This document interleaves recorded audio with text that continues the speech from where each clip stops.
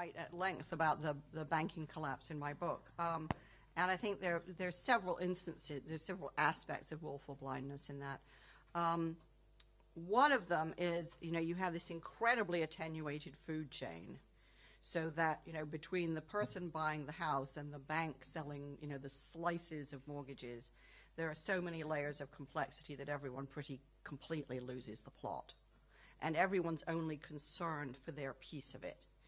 To me, this is part of the problem endemic in division of labor, which is everyone only looks at their piece. I don't know if there are any science fiction fans here, but in Isaac Asimov's Foundation trilogy, there's this rule that the robots aren't allowed to kill humans. And the way they find their way around it is they divide the action into so many tiny steps that no single one of them is bad, and no single one of them appears to be breaking the law.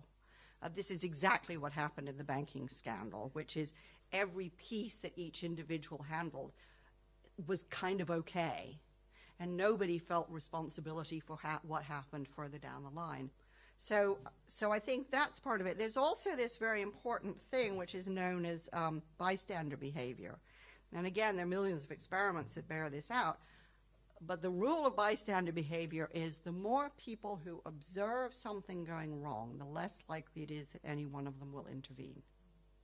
So if I'm walking down a street by myself and I see a little old lady fall over, I'm very likely to go and help her. If she falls over in a very busy street, the chances are no one will.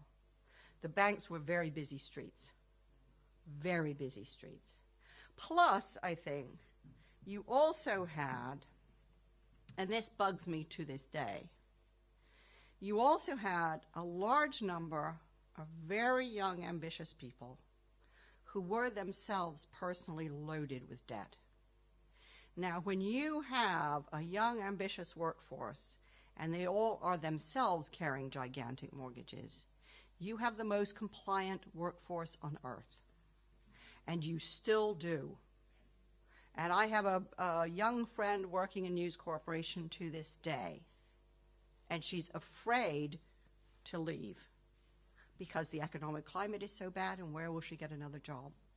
So when you have a bad economic climate, and you have people with a lot of personal debt, and you also have a society that's highly polarized between winners and losers, the fear of joining the out-group is so profound that people will do anything.